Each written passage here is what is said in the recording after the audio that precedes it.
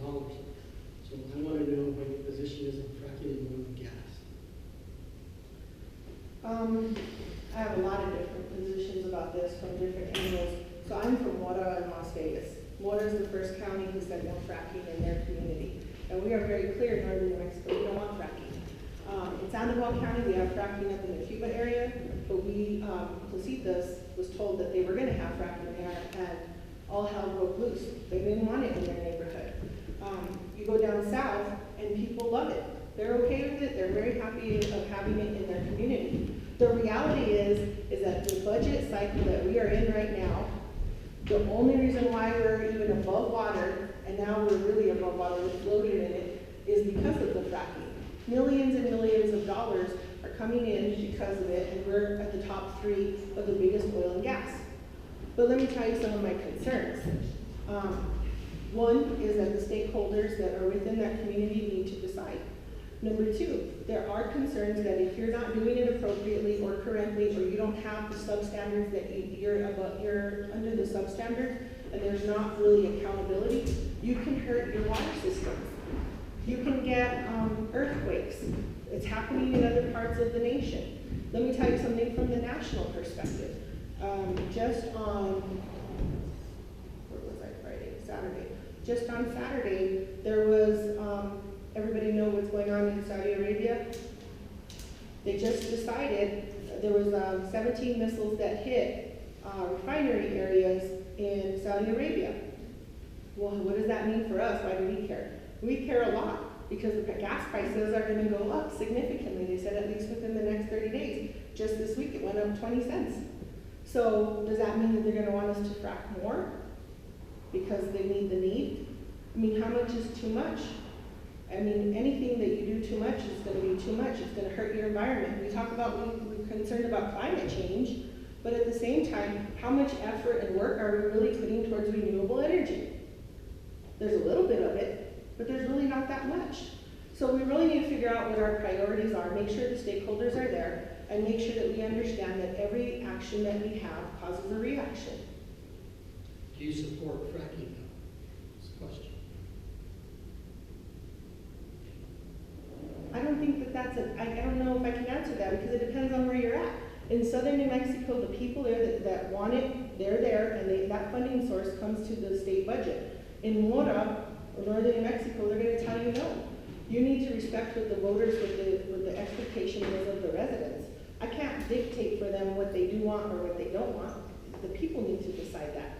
And then you support what the people want. That's my answer to you. Okay, next up we have Devin Ben, who wants to talk more about this water distribution system in the valley. Yes, I changed my question a little, so please excuse me if I stumble some.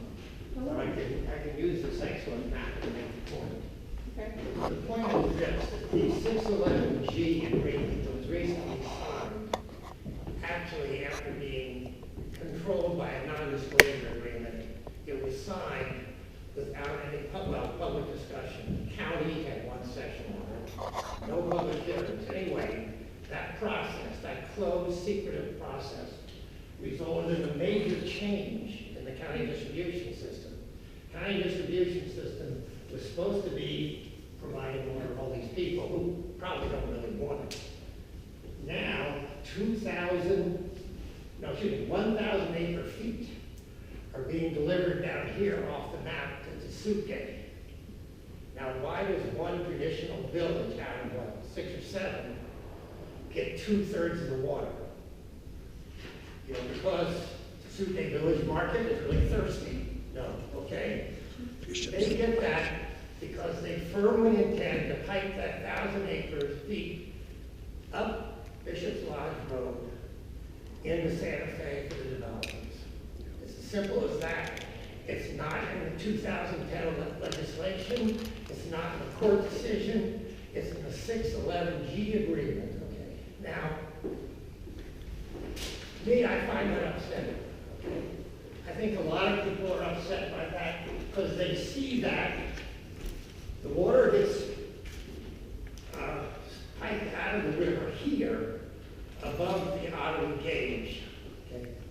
Which means that Santa Fe County can buy all the additional water rights it wants to the north, pump it out here, up like this. 1,000 acre feet is just the start of the rate on northern New Mexico for its water. Okay?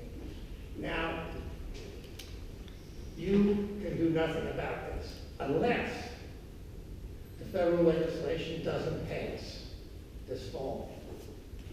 You get elected, it would then be up to you to get it through the House of Representatives. So at that point, you would have the option of saying, I don't want to pass this unless we kill this idea of piping the water out of northern New Mexico into Santa Fe to the developers. So I guess that's my question. What is the question? What would you do if this legislation didn't pass? And it was up to you next year to get it through. Would you say, look, I'm not going to push this unless we change that back to the original legislative intention of building a water system rather than building a piping system to pipe water into Santa Fe? That's a real question. Now, if Ben Ray gets it passed, and it passes the Senate, you don't have to get with the question. But it's hypothetical thing. So I think what you first started off with is really important. I get very frustrated that county government in particular makes and approves ordinances and resolutions without allowing the stakeholders that are going to be impacted by those ordinance or resolutions to really be at the table and have discussions about what it is that they're trying to pass. I also think a lot of commissioners don't actually read it and understand it well enough to know whether or not it's good or bad. I don't know what the legislation would look like, so I'd have to read it first and see what's in it and what's not in it. Anyone who's really worked with legislation knows that sometimes amendments are thrown in that are really negative, and overall it's a positive bill, and then something negatively impacts it to where it actually hurts more than it helps. So I'd have to read it and see it, and I'd also have to talk to other stakeholders. I have a meeting with the Pueblo of Powhatan, and I have a meeting with Pueblo of Tisukasu, so that I can try to understand things from all different perspectives instead of just one perspective. Let me just say, I'm not criticizing the Pueblos now. This is really, my criticism is aimed at the county. I don't know, the Pueblos, I guess, signed this, but, they're not obligated to be open government for me, right? But those 4 governments that signed it, they are obligated to be an open government. And actually, if you say, what was the total public input in the 611G? You're looking at it. I spoke 5 minutes before the county, and that was the entire public input that I've been able to discover for the adoption of the 611G.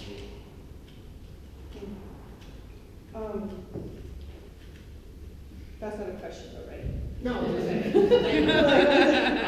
didn't want you to think I was criticizing the Pueblos. You brought up the Pueblos. No. I'm not criticizing. No, I'm not saying there's any criticism one way or the other. I'm just trying to learn all the different aspects from different viewpoints so that I can understand it better before ever even thinking about creating or supporting any type of policy at the congressional level, because I know how impactful it can be and unintended consequences that occur when that happens. One thing I thought about that. Can I just make a quick comment? I think what the beef is here is that this whole settlement was sold on, there's a water shore basin. And now the idea that 1,000 acre foot is going to be plumbed out of this supposedly water shore basin is what has people very uneasy. Plus, once that water is now leased to a developer that is to start some tract homes, if the basin is indeed water short at some point, how will Santa Fe County get that water back or take that water back from that developer? And so I think that's, because it was sold as a water short basin is what has many people upset, that they're exporting that water. Yeah, Laura, I'd like to add a quick note, which I'm not sure if it's too subtle or not. There was the actual court case which adjudicated everyone's water rights. I don't think anyone in this room has any problem with that. What the legislation did is it went further and it stipulated that this water system needed to be built. That has nothing to do with who that water belongs to or any kind of fight with that. And so I think you need to separate the two concepts a bit. We have no problem with what was awarded to each of the pueblos, and with that, there are certainly issues with getting it done, right, which are uncomfortable. It's the fact that this water system looks like a big movida to get that water out of this valley. And that's what people are upset about. Not who got what or any of the rest. If there's good true intention for the water system that's gonna be developed, so that it's not. And they told us that for a long, long time that it was for us and that it was for the people of this valley. And now the plan is, oh, well, you know, that's not so important. What we really need is this Bishop's Lodge extension. And then you have the engineer saying, we want to do expedited leasing and marketing of water. Well, that's a huge, huge alarm bell for us, right? If we take it out of this valley, it's not coming back, Laura. So I think it you know, in talking about that, it's important to separate those two issues. And we're hoping it doesn't get funded the way they're planning to do it, because it's not for the benefit of most of the people in this valley. Could I think one thing that's interesting is Sandra Eli, who's now with the Department of Environment, was the kind of stamp. And I could send you her testimony. It was April 11th, 2017, before the BCC. And she makes it quite clear that that water is going up to Santa Fe, and it's not coming back. The law says it's interim. She calls it a sustainable source, and she says it's for growth. Well, if you're going to build houses with that, that's for growth. It's not coming back. She says it increases their water rights, county's water rights by 36%. You know, I mean, the county has been planning this for over 2 years, and it's quite clear what their intentions are. Yeah. It's also notable, and I thought Devin was going to go there, this entire valley has no septic system. And so even the water that we are pulling out of the ground can be contaminated because of that. And we know that the leasing and marketing of poop is not as sexy as water, but that's what we feel this valley really needs, is a septic system that can assure that our water supply is clean. And has anyone looked at any grant funding for that, or capital outlay? You might It's ask. a huge amount, though. It's one company that's out. It's a huge amount? Yeah. Okay. I think we're more bugged at some of us who are having to deal with putting meters on our water wells. We're kind of at a scare about what that means if there's this outbreak of lead and all this business, and no one's listening to us again. That's not a question. Oh, yeah. Well, it's a lot of moving parts. So I called the state engineer yesterday to talk about, because I've procrastinated my meter. Imagine that. And I have a situation where I have a single well with 2 different water rights. And he told me, well, you're gonna need 2 meters. And I said, you cannot be serious. And he's like, well, they're for different uses. And so, and like, now I'm imagining this thing that I thought was a simple install a meter. I know what my acre foot max is. No, I would have to re-pipe all of my outdoor pipes to 1 meter and everything that goes in my house to a separate meter. And I have to pay for all of that. Well, we just It's insanity. We just did something similar to that, it's $7,000. That's just what. So you have to understand the pain that these people are going through in just trying to comply with the ridiculous requirements. I don't get any benefit from metering my water. I mean, what, my curiosity? And so it really could have been done a whole lot better and a lot more transparently. That water meter system is in October though.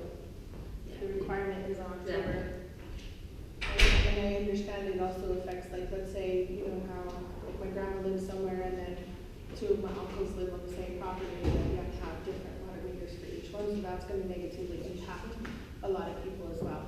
But that happens in October from the court case that's already been decided, so there's not really much I can do as a congresswoman other than listen and give. Well, one thing that could have been done, and this is probably not a Fed thing, but, you know, some of our residents can't afford all of this. They just can't. And we've begged the county and we've tried to do things through the state to say, can't you make an indigent fund? They, you know, for the people that can't afford it, and nothing And has when come. Flint breaks out in Pewaukee, maybe someone in Congress will listen, maybe. When what breaks up? Flint, number two, because of the dangers that we're talking about. So did, yeah, I know, we're just here to handle. Sorry, we're just irrigating it now. So does anyone have anything additional for Laura before we close this? Otherwise, I think you can have a bit of coffee and what I'm told are amazing bizcochitos back there. There's none left. I have one more question, similar to this question. Sure. Okay, I got a message from Ms. Bean, who replaced, Ms. Bean? Ms. Bean, she's the Santa Fe County person now for this. Because one of the other things about this new 611G is a lot is left out. For instance, it doesn't tell us what's in it. It cut the acre feet of water back to 2,500 initially. Okay? From 4,000, this is initially, and more can be added later.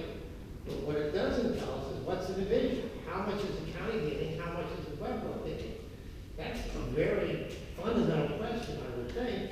And the Pueblos are supposed to get the lion's share. They're supposed to get more than us. And so, you know, anyway, so how much are we getting? You know, we may not be getting more than that 1,000 acre feet.